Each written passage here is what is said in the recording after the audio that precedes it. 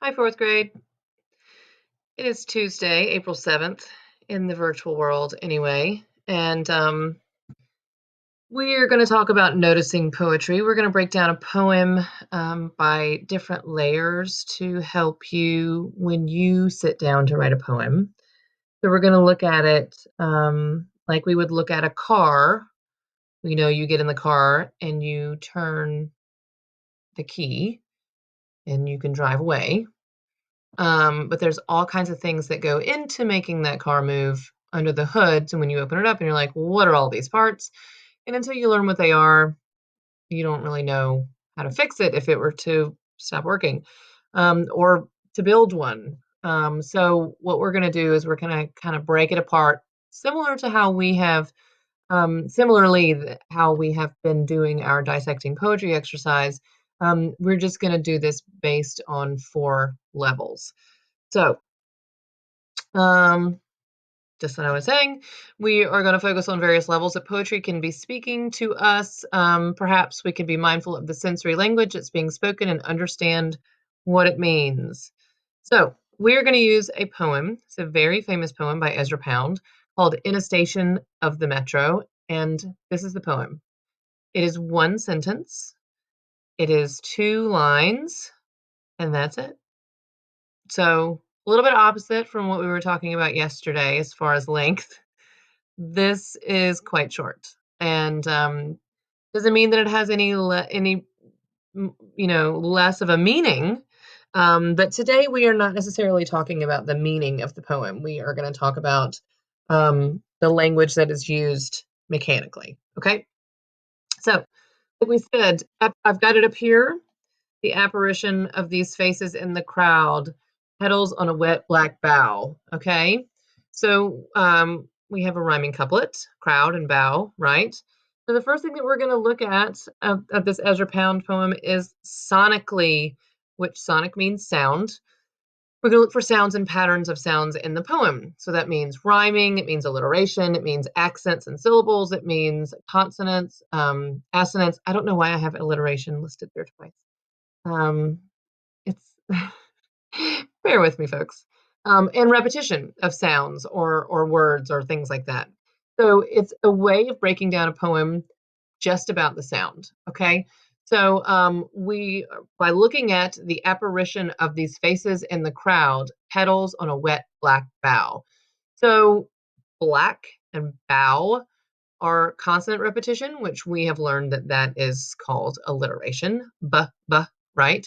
If you look at crowd and bow, it is a rhyme. It is a vowel repetition, and that is called assonance. And petal and wet has that eh, eh sound. So a vowel repetition has assonance in it as well. So looking at that poem, we have 3 different things going on sonically that we hear, right? This isn't about meaning. This is about sound. Okay. So we are looking at a second level, which is the ideational level. That doesn't sound right when I say it. So what we're looking at are the ideas. Um, what concepts or what images or what things, what are the phrases that we are seeing, right? And so you're asking yourself, like, what do I know? Like, what is this author telling me? What do I know about what they're telling me? Like we're looking at general plot, like how these things are worded, so we're getting a clear concept, right? So what I've got here is we know that there are petals on the wet black bough, and when we look at bough, you know, when I read this when I was younger, I was picturing it as being petals that had fallen on, um, like the cement. And then I looked up bough and I was like, oh, that's the main branches of a tree. So it changed the concept of it to me, once I had actually defined the word, because until you look up a word, you don't know it. And that's an honest mistake. At least, that's what I tell myself. But it is. I mean, you can't know the definition of a word until you know the definition of a word. So, the petals are on the tree. They're wet. They're on the tree. And so that is one of the concepts that we get from this poem. Another one is that there is a crowd of people, and they're fairly ghostly as far as, like, I mean, it could be because it's foggy. It could be because there's so many and they're moving, and it just kind of has that like trancy feeling, where you're seeing, but regardless, the concept of what he's saying is that there's a ghostly figure of multiple people in a space, right? And then thirdly, this person is in the station. So they're in this urban landscape where they're surrounded by many people at the metro station. And you get the feeling that it's crowded because we're talking about these faces in the crowd. And it's also a metro station, which is an urban landscape, and cities are generally denser than suburbs, right? So those are our three ideas that we're getting from this, okay? Like general concepts. The third is we're going to go sensory, okay? That we're using um our senses here. We need to know the word pictures, okay? Like the things that are the descriptions of what makes this poem what it is, okay? Um so instead of it just being a ghost, it's an apparition. You know what I mean? So these are metaphors, they're similes, they're hyperboles, they're figures of speech, they're descriptions, adjectives, and even the nouns can be um part of it. It's just it gives us the sense of where we are, right? So we've got the bough. We know that not even it is and it, bough means the main branches of the tree. So if you look at a tree and it's like the main ones and not all the superfluous branches that are on the outside, it's the main one, right? So a very specific part of the tree, it's black because it's either raining or it just rained. It's wet because it's raining or just rained. And the petals, it's not. It's a tree that has petals, so it's not leaves. It's not. I mean, we've got a very petals imply some kind of softness, a flowering aspect, right? So you think of almost like a cherry blossom or something like that, like something, we're not thinking of a maple leaf. We're thinking of something that has a little bit more sensuality to it, something a little softer. And then we have the crowd. It's not just a group of people, it's a crowd of people, and crowd generally means they're packed tightly together. And we see faces, there's a reason that like they may be a crowd of people, but there are faces, there are distinct um countenances that he happens to see when he's looking out on these people. Um, but these faces are like apparitions, right? Because an apparition is a ghost or a ghost-like figure. So there's something about those faces that are not quite clear.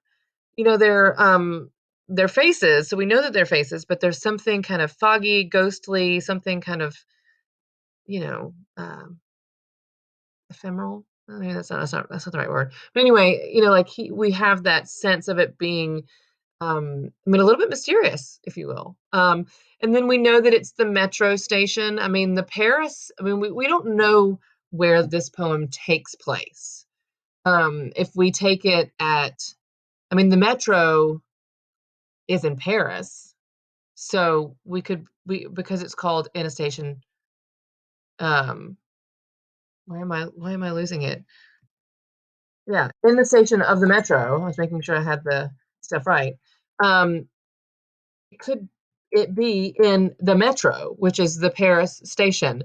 Metro is also a name for an area, but generally the Paris subway is called the metro. The London's is called the tube. The Chicago's is called the L. You know, it, but I mean, I'm guessing that it's in Paris, and that he's not just calling it the metro, right? I mean, in like a metro area. But anyway, and he's in a station. So this is in a specific stop on the train line. And so that gives you an idea of where we are. So those are our word pictures, basically, that we get. This one is all about words, lines in the poem, punctuation, capitalization. This is our visual level. When we look at it, how does it look to us? How does it visually look? If it was a poem that chose to make a picture with the poem, or it was, instead of being long lines, it was, stacked on top of each other, it would have a different visual element to the poem. But he chooses to have these two lines. It's one sentence. And we're talking about capitalization, font, position and length of words, lines, the stanzas, punctuation, anything to do with text effect, right? So when we're looking at this poem up here, we see that we have two lines, just said that. It's one sentence because instead of having a full stop here at the end, we have a semicolon.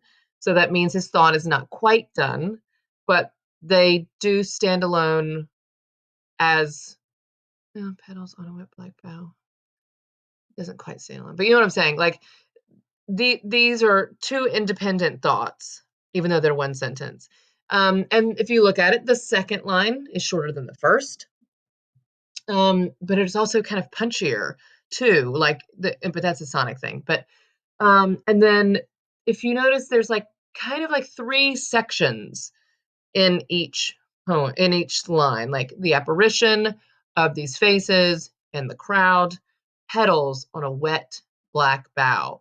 It's kind of like boom, boom, boom, boom, boom, boom. So we're not trying to be deep in this. We're not trying to discover the meaning.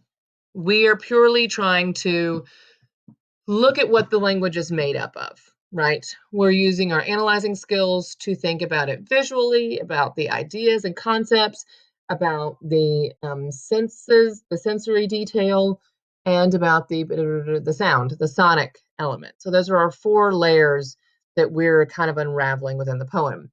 So that's how we just deconstructed this. So what is the dominant level of this poem? According to, if you look back, the ones that we had the most things listed were the sensory part.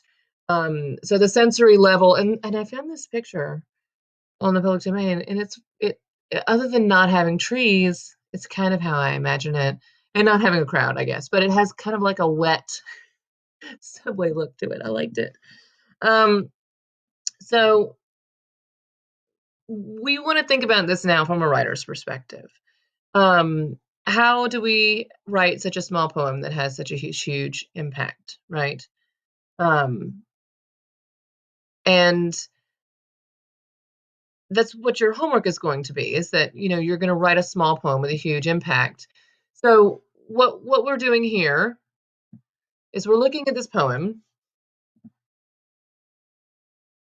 in a station of the metro. The apparition of these faces in the crowd, petals on a wet black bough, right? So we talked about apparition, meaning ghost or ghost-like image of a person. He could have said ghost, wouldn't have had the same effect. Apparition has a nice musicality to it, and it's just got a different meaning. And bough is the main branches of a tree, and it's petals rather than leaves, so we get a definite idea of like what kind of beautiful blossom that we're seeing on the tree. So when you are thinking about writing your poem, I want you, whatever idea, concept, or thing that you're going to decide to write about, think about using the most appropriate word possible. We need to think about economy, okay? Economy in the sense of, not the world's money situation. You've heard that. Economy in like how, like using things sparsely, okay? You're going to write a small poem, a very few words, very few lines, but I want it to have a huge impact because you choose just the right thing to say. This does not have to be a rhyming poem. This poem rhymes. It's a couplet. It's just a couplet. If you want to write a 2-line couplet that has a giant, well thought out thing, that's what I want you to do. This does not have a line. Um, I'm not saying that you have to have a certain number of lines for this poem at all. In fact, I don't want it to be over 10 lines. I want it to be, 2 lines, 3 lines, 4 lines, 5 lines. Like, I want it to be small. But I want it to be a complete thought. Like, this is a complete thought. And I want you to think, if you say, you know, I'm trying to think of a word, where he uses apparition rather than ghost, and bough rather than branches. Um, you know, get the use thesaurus.com, like, find the perfect word that means exactly what you want. Go through all the synonyms of the word that you're trying to find, and find the just one that says exactly what you're trying to say. Because it's a perfect way to force yourself into examining what words mean, but also just choosing the right one to express what you're trying to say. And I don't want you to write it out like you're doing a narrative. We don't need 10 lines of hamburger paragraph. I need like 3 lines, 4 lines, 5 lines of, you know, perfectly worded. And I say perfectly, I know it's not going to be perfect, but it's going to be perfect for you. I want you to think about choosing exactly what you want to say in a small space.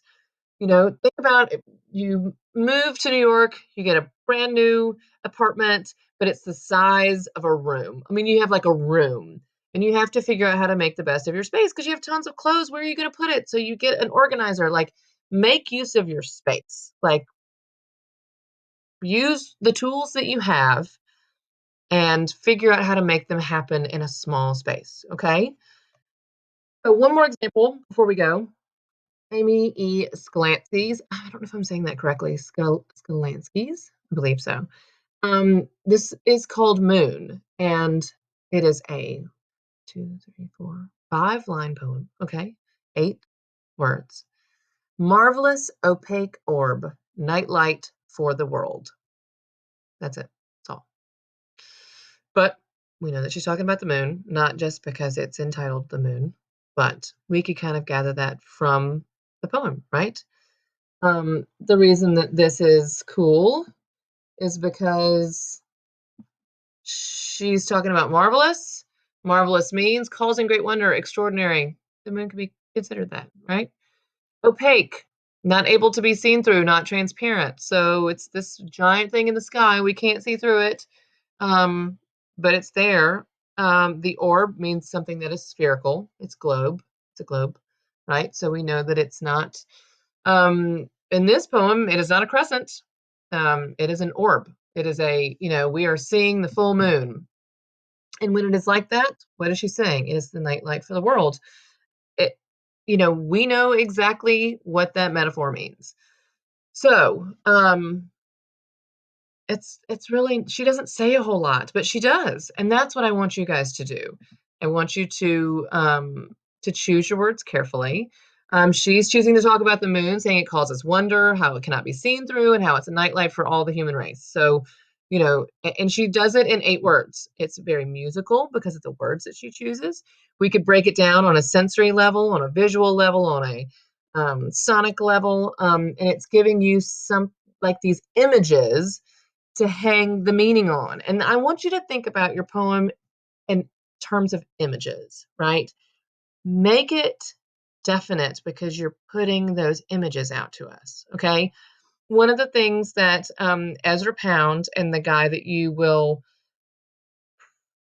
read his thing tomorrow or today, I don't know, the days all fall together, Carlos Williams, um, they were both modernists. They were considered part of this, I believe, Pound and HD and somebody else came up with imagism, which is a type of poetry that's about imagery. It's using images to convey meaning. And so I want you, when you're writing your poem, to think about startling images, images that capture what you're trying to say in a very small economic space of, you know, however many lines that you want to do. No more than 10. Um, the next page. So your homework is to write a short poem packed with images. Um, I know you guys can do this. Rhyme or no rhyme, does not matter. You guys love to rhyme, and that's great, and I support it, but don't feel like you have to. If you can't force it, like don't force it, is what I mean. Don't That didn't make sense.